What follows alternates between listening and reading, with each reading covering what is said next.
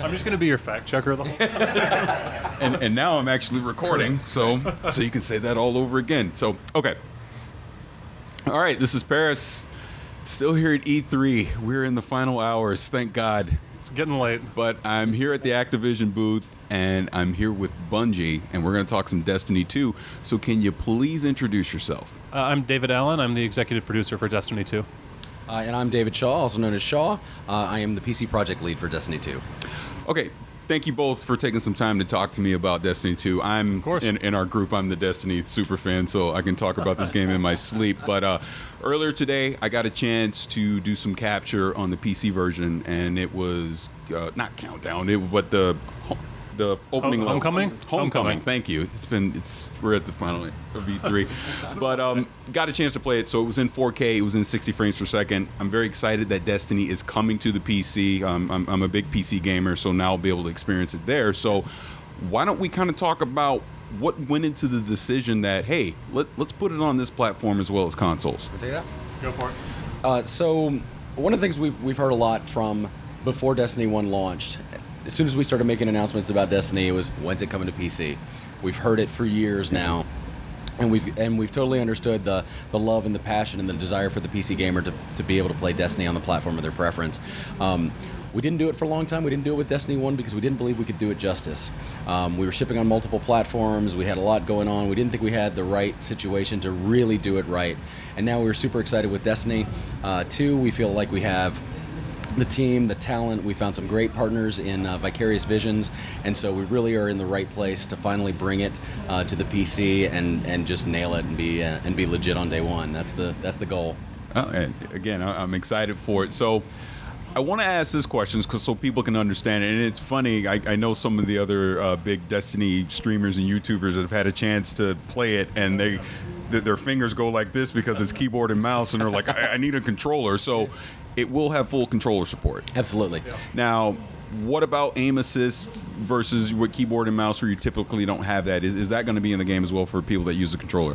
So I think Bungie's pretty well known for our controls with controller. We think it's a great experience for players.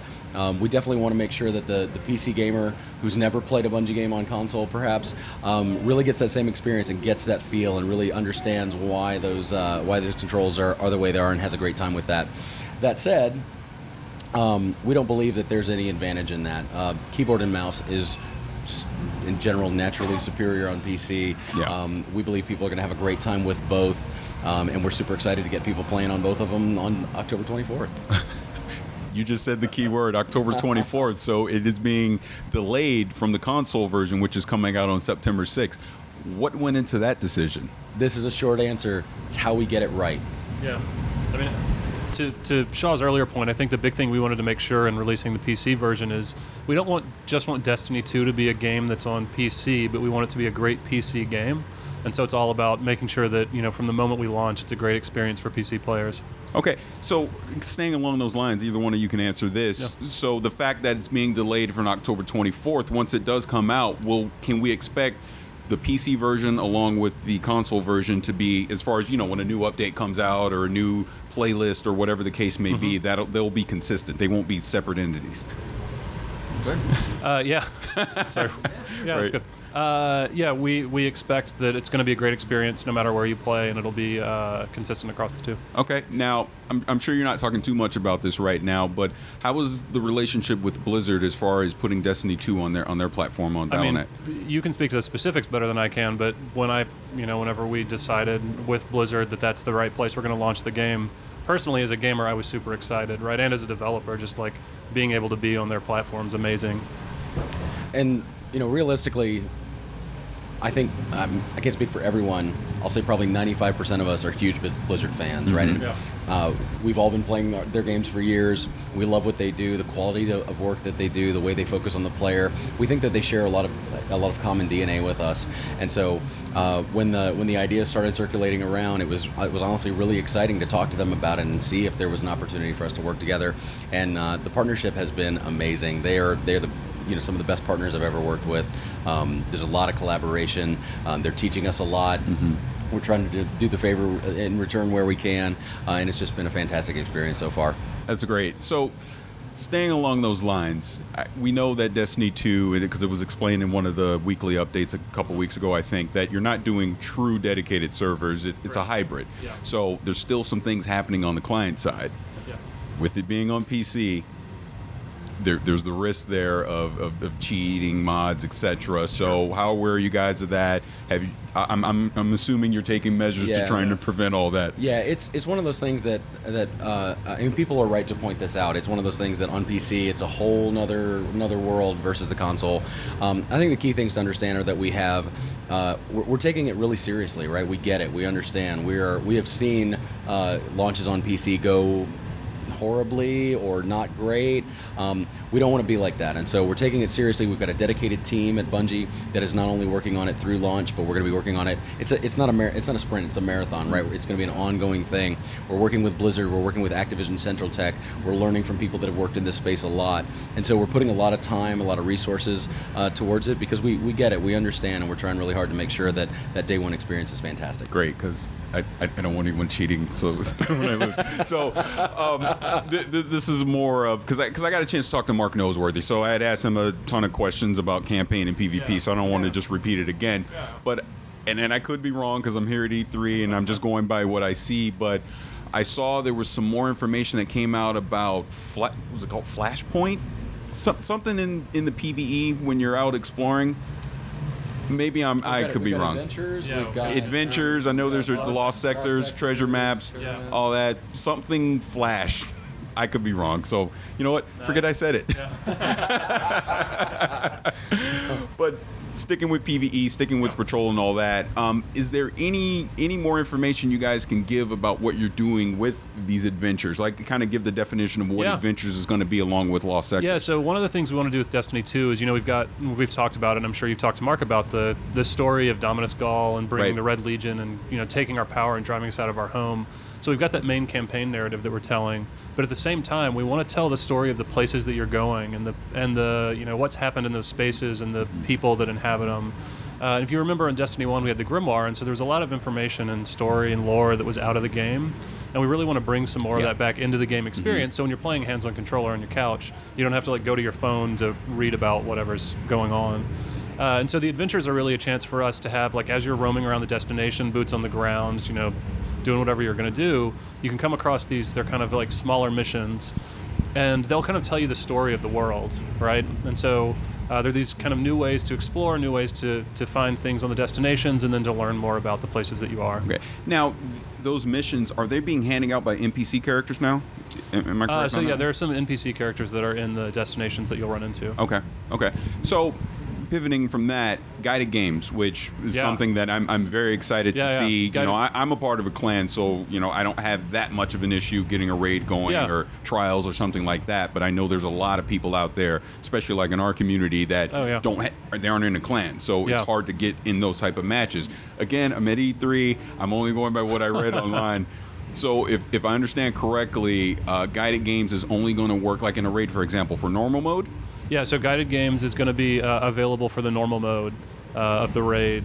But yeah, really, to your point, the thing it does is it brings together not just, if you're in a clan, even if you have that group, sometimes you set up your time and you're like, hey, 8 p.m. on Tuesday, we're all going to play, and then somebody at 7:55 texts and is like, I'm stuck at work, right? And you need that sixth person.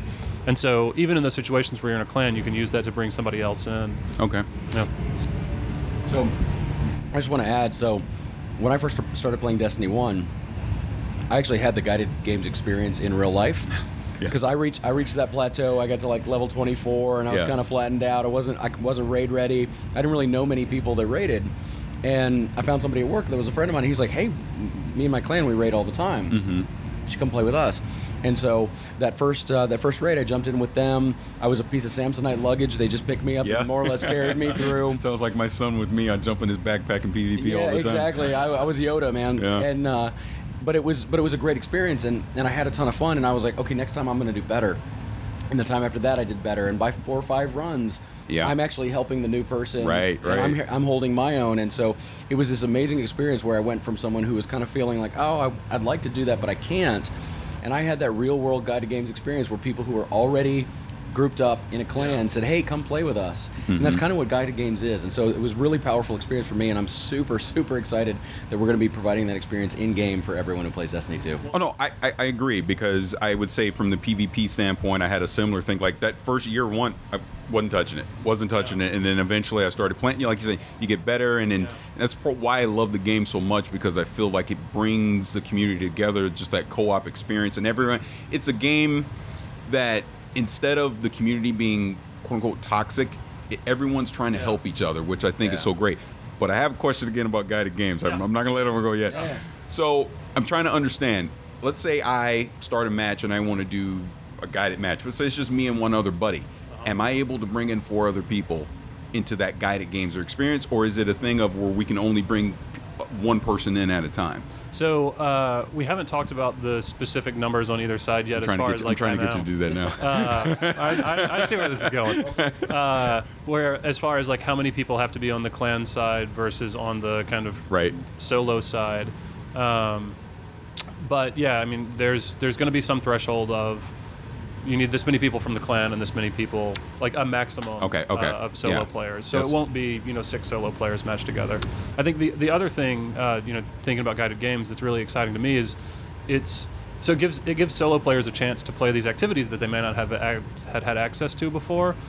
But the thing that's secretly most exciting to me is really exposing those solo players to communities that they might actually be excited about, right? And taking those players, like I play solo a lot, right? And taking those players and saying, maybe you weren't sure that a clan was for you because you hear about it and it seems like a big commitment or whatever, but once you actually get in and you're just playing the raid with a bunch of people and having fun, then you're like, oh yeah, actually, I like these guys. I want to keep playing with them.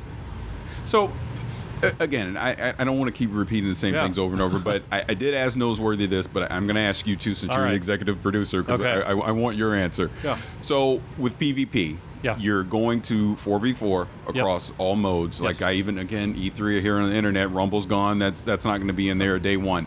So while playing it, I didn't like it at first. I do understand why you're doing it. Yeah. But why take away the 2v2? Why take away the 3v3? Why take away the 6v6? I mean, because that's kind of been the common question throughout the community of why can't we play PvP the way we want to play, and you're forcing us to always be 4v4. So the thing we're really looking at for 4v4, especially when you think about it compared to 6v6, is we want the game to be learnable for people, right? And 6v6 is awesome and it's a lot of fun, but one of the things that happens when you have 6v6 matches is it gets really chaotic, right? And I'm sure you've run into this. I know I've run into this all the time. I'm not the best PvP player in the world. I'll admit that up front. But you... He knows. But whenever you get into a match, right, and you run in and like 2 or 3 people pop their supers, or you get flanked by people, and you don't know exactly what killed you, or exactly like, hey, what should I have done differently? So one of the things we really want to focus on is giving people the tools and putting them in a situation in a 4v4 match where it's a little easier to understand what's happening. So you get into that encounter and you go, okay, well, maybe I should have, I was in close quarters and he pulled out a shotgun, so next time I need to be looking out for that and not running down that route when I've got my scout rifle out. Or maybe I got flanked and I actually understand, there's a window over there that guy's going to shoot me through, or like an opening. And giving people ways to really learn the game and get better at it through learning. And we're also giving people other tools. Like if you had a chance to play PvP on the floor, you'll notice there's a couple of other things that give you that more tactical information in the game. Like up at the top of the screen in the HUD now, there's an indicator of super status. So you can see, hey, who's got their super available, who's got their super still recharging, who's actually got their super active, because I'm just staying away from that person. Right, exactly. Right. And it lets you make decisions like if you're, in Countdown, one of the ways you can win is elimination. And so maybe you get in a situation where it's 3-on-1 and you're thinking to yourself like, all right, there's 3 of us, there's one of that person, like we're just going to go bum rush them and we'll win because there's 3 of us. Right. But then you look up and you're like, wait, that's a gunslinger. And he's got his super up. Yeah. And so if we just run into that room, he's just going to pop golden gun and shoot all 3 of us and we're going to lose. And so giving players a lot more kind of contextual information around stuff like that as well to make those decisions in the moment. Okay. Final question for me. The changes that you've made to the weapon slot. I know we now have kinetic, we have energy and power. And power, yeah. So kind of explain the reasoning behind that and why make those changes. Yeah, so I'll talk about them kind of in 2 parts. So with the power weapons, one of the things we wanted to do is take your like one-hit kill, your really lethal weapons, and put those all together in the power slot. So you've got your rocket launcher, but now you look at, shotguns are super lethal, sniper rifles, fusion rifles, like those all go together kind of in the same grouping. So you've got, your one-shot kills there. And then with energy and kinetic, we're giving players more opportunity to kind of customize how they want, like in what they want to put in each of those slots. So anything that's not in the power weapon slot, you can put in kinetic or you can put in energy. And so you could have 2 auto rifles or a scout and an auto or 2 scouts or whatever you want. Yeah, or 2 hand cannons. Okay, well, again, guys, thank you for taking the time to talk to us about Destiny 2. Again, the beta is, I'm trying to do this off memory, July 18th is early access for PlayStation? Yes. Open beta, I'll say it in the order that I remember it. Right. It's the only way I can get it right. Open beta is the 21st to the 23rd of July on consoles, July 18th on PlayStation for pre-order access, and July 19th on Xbox pre-order early access. And the PC beta drops in late August. I'm excited for all of those options. And then console, PlayStation, Xbox retail release September 6th. Yes. And then PC will be October 24th. Yep. All right. Yep. Well, gentlemen, thank you. Thank you. Thank you. Appreciate it.